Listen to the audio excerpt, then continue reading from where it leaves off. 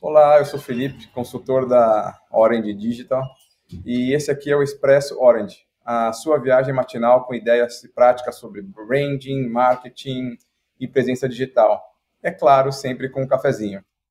E hoje nós estamos aqui com a Bruna, a nossa redatora, e vamos falar um pouquinho sobre o que é mesmo, Bruna? Olá, bom dia pessoal, bom dia Felipe. Hoje o nosso assunto é o assunto inicial mesmo, a nossa migração aqui para a Origin, para o Expresso Origin, né, para o Substack. E eu queria entender melhor como foi esse processo, por que foi escolhida essa plataforma, qual que é a ideia de trazer newsletters, né, como que é esse movimento aí para o marketing para esse ano e para o próximo ano. Então eu trouxe algumas perguntas. Bom, a primeira pergunta é o porquê o Substack? A gente acredita que dentro da nossa percepção de mercado, a gente tem visto observado algumas tendências, né? E uma das tendências maiores de mercado hoje é as pessoas escolherem pelo tipo de conteúdo que elas querem consumir e não o conteúdo escolher. Eles não essas pessoas serem escolhidas pelo conteúdo. Deixa eu exemplificar um pouco melhor, né? Hoje nessas plataformas abertas aí de conteúdo que a gente tem diversas de conteúdo pago, conteúdo não pago, o algoritmo escolhe que tipo de conteúdo você vai ver, né? Ele direciona esse tipo de conteúdo. Plataformas como o Substack, eles dão um pouco mais de autonomia para o leitor, né? A gente escolhe, o leitor, o usuário tem a oportunidade de escolher qual que é o melhor assunto, né, a sua linha de pensamento, e aí ele acaba comprando esse conteúdo, que acaba sendo, às vezes, um conteúdo com um pouquinho mais de qualidade. Não que o conteúdo nas outras plataformas sejam conteúdos inferiores, mas eu digo com um conteúdo um pouquinho mais de qualidade porque ele é dirigido para a sua necessidade, para a sua linha de interesse. Você escolhe esse conteúdo e não esse conteúdo acaba te escolhendo, né? E a gente acredita que essa vai ser a nova tendência hoje do consumo de conteúdo daqui para os próximos anos. Entendi.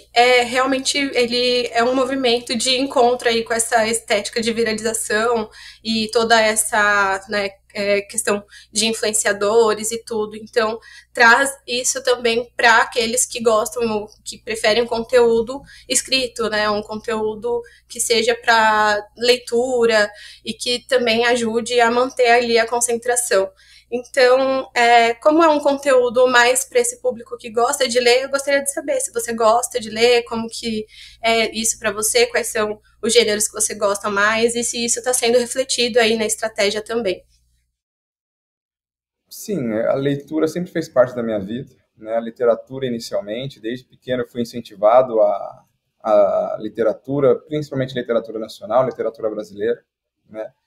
Recentemente eu tenho lido muitas coisas relacionadas à filosofia, a comportamento humano, coisas do gênero, que acabam permeando um pouquinho a nossa atuação, o nosso dia a dia, né? Eles dão um pouquinho mais de base conceitual. Mas eu já passei por diversas fases, já passei pela fase de só ler biografia, eu comia biografia, eu lia biografia de tudo quanto é tipo de personagem, né, histórico, né? Teve momentos que eu li muita coisa sobre filosofia, ainda leio alguma coisa sobre filosofia hoje, é uma coisa bem presente, né? Já passei um momento de ler um pouquinho, de entender um pouquinho de padrão literário, então eu quis ler um pouquinho de contos, romances, crônicas, para entender as diferenças de produção textual para esses diferentes tipos de gêneros, né? Então, isso não só enriquece o nosso vocabulário, mas faz a gente entender também como as pessoas se relacionam com o conteúdo de diferentes maneiras, né? Sim, verdade. Bem interessante. E isso tem muito a ver com o público do Substack em si, né? Que é um público que realmente gosta de compartilhar esse tipo de vertente aí da literatura, questões não só sociais também, como também essa filosofia e toda a questão da evolução também. E eu queria entender se isso tem a ver também com o branding, se essas estratégias de newsletter podem ajudar nessa construção de imagem, no posicionamento, né, online também. Então, como que isso funciona com o Substack? O Substack, assim como a essência de toda estratégia de produção de conteúdo, ela possibilita a empresa, possibilita a marca, né, apresentar os seus diferenciais, os seus valores, no que ela acredita, né, o que ela tem como diferencial, o que ela tem, quais são os diferenciais de oferta de valor que ela tem para proporcionar para o seu público-alvo.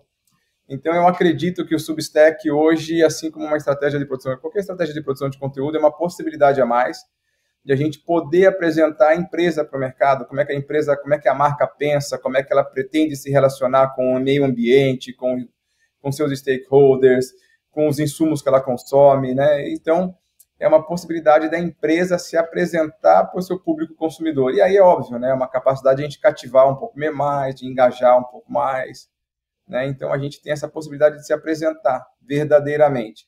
Porque o conteúdo é o seguinte, né, Bruno? Assim, a gente vai produzindo conteúdo, por melhor que seja o produtor de conteúdo, ele não vai conseguir enganar por muito tempo. A essência da empresa vai aparecer com o passar do tempo, né? Então, se é uma empresa que está disposta a contribuir com o meio ambiente, isso fica claro na comunicação dela, né? Se é uma empresa que está disposta a oferecer um serviço de qualidade, que vai dar algum retorno a curto, médio e longo prazo para o seu público-alvo, isso fica claro na comunicação. E também tem digamos assim, o lado oposto, né? Se ela não tem isso na essência dela, se ela tenta transmitir isso, mas essencialmente ela não tem esses valores, com o passar do tempo, o conteúdo acaba explicitando isso, né? Então, o conteúdo é uma oportunidade de a gente se apresentar e engajar mais o nosso público-alvo, né? Transformar consumidores, talvez, em defensores da marca, não só consumidores, não só compradores do produto ou do serviço, nosso produto. Que legal, é praticamente uma comunidade, né? A criação de uma comunidade. E baseado em tudo isso, eu acho que a maior dúvida dos empresários no geral, acredito que seja se qualquer nicho ou qualquer empresa pode, né, se aproveitar dessa estratégia, se tem como construir algum caminho ali independente do nicho. Qualquer empresa, acho que assim, não só qualquer empresa, qualquer profissional, né? A produção de conteúdo, a apresentação de diferenciais é inerente a qualquer pessoa que se relaciona com o mercado consumidor ou com um público-alvo específico, né? Então, a produção de conteúdo sobre Stack é uma plataforma que eu acredito que ela vai ganhar muito mais abrangência com o passar do tempo, né? Eu acho que é uma evolução do marketing. A gente passou por algumas ondas, né? A gente passou pela onda do blog, onde todo mundo consumia blog, depois do videoblog, né? Aí surgiram os vloggers, daí logo na sequência vieram os youtubers, né? Aí depois desses youtubers vieram os influencers, né? Que era aquela coisa um pouquinho mais massificada, e hoje as pessoas estão segmentando, elas já sabem o que elas querem, elas já sabem que ela pode ser um pouquinho mais direcionadas para a vontade delas e não consumir um conteúdo que a grande massa consome. Elas podem consumir alguma coisa de acordo com os valores e com as necessidades delas. Entendi. Que seja mais profundo também, né? Que não seja algo tão rápido, que te entretenha por um tempo maior, né? Às vezes a intenção também é não ficar rolando a tela, não ficar procurando mesmo. Eu tenho aqui alguns mitos e verdades. Então, eu trouxe mais uma vez, esse quadro aqui, né? Pra gente falar aqui um pouquinho sobre o que tá sendo divulgado por aí a respeito da newsletter. E-mail não engaja, é a primeira afirmação. Bom, na minha percepção, é um mito, né? Eu acho que o leitor ele acaba esperando e confiando no conteúdo, né? Porque a partir do momento que você conhece o remetente, a pessoa que está, né, emitindo aquele e-mail, aquela mensagem, que já tem um relacionamento, ela acaba esperando. O mercado, eu acho que é um pouco carente de conteúdo dirigido, e eu acho que o e-mail marketing é uma possibilidade. Então, eu acho que engaja sim. E ele tem a vantagem de não ficar disputando com o anúncio também, né? Então, acho que por mais que dirigido, ele né? não engaje em si, ele pode atrair esse engajamento para as outras plataformas, né? Só grandes empresas conseguem manter consistência. Mito. A regularidade ela é sobre processo e clareza, e não sobre investimento, né? Não sobre o tamanho da empresa, né? A gente pode ter se a gente observar, por exemplo, até pegar historicamente, esses grandes influencers hoje que têm os maiores canais, eles começaram porque eles foram regulares, e eles tinham pouco investimento inicialmente, né?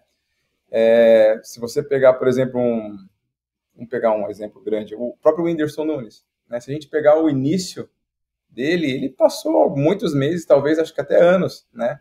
Produzindo um conteúdo com uma certa regularidade, e os vídeos eram super simples, né? A gente via que tinha um pouco investimento. Não tinha uma câmera adequada, não tinha uma captação de imagem legal, mas a regularidade trouxe o retorno para ele, né? Então, acho que é muito mais sobre regularidade do que sobre tamanho, sobre investimento. que legal, né? E a newsletter, ela é um bom canal para construir autoridade? Eu acho que é verdade. Eu acho que aí não é um mito, não, é uma verdade. Ela é uma possibilidade de a empresa poder se apresentar de maneira um pouquinho mais clara, mais objetiva, né? De se posicionar de maneira um pouco mais contundente, né? Porque na newsletter ela permite assim o tratamento de vários assuntos e são assuntos dirigidos, pontuais. Cada newsletter vai tratar sobre um assunto. Então acho que é verdade, ela reforça a voz e os diferenciais competitivos da empresa. E Ou do dá para profissional, né? repetir? Oi? Dá para repetir o conteúdo nessa estratégia? Usar algum conteúdo que já foi usado antes? Eu acredito que sim, porque depende da abordagem que vai ser dada. A gente pode pegar o mesmo conteúdo e dar uma roupagem diferente, ou fazer um react, ou dar um comentário, ou um ponto de vista diferenciado. Então, acredito que sim. Acho que o conteúdo ele pode sim sempre ser reaproveitado e reciclado, tendo em vista os grandes clássicos aí da literatura, passam décadas, séculos e às vezes até milênios, e eles continuam sendo pontos de assunto, né? Eles continuam sendo focos de assuntos. Então, acredito que o conteúdo, sim, ele é atemporal. Que boa analogia, né? E a newsletter, a última, a newsletter serve para vender. Verdade. Né? Assim, salvo algumas ressalvas, ela tem que ser feita com muito cuidado. Né? Ela pode gerar venda, sim, mas o seu valor principal, acho que o principal atributo da newsletter é gerar autoridade, credibilidade, aumentar a confiança do teu público em relação ao seu produto ou ao seu serviço. E eu só faço isso sendo honesto, sendo verdadeiro, apresentando os meus diferenciais, apresentando, às vezes, processos de criação ou de desenvolvimento de um produto ou um serviço.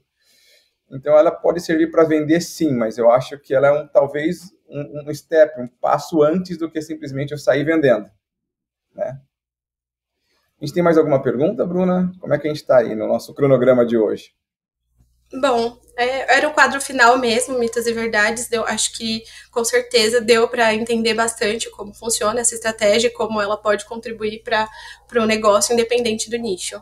Ficou bem claro assim o motivo pelo qual foi feita essa migração. E para finalizar, só gostaria de saber se tem alguma estratégia futura para complementar a newsletter, quais são os planos futuros ali dos assuntos e temas que você vai trazer aqui para nós.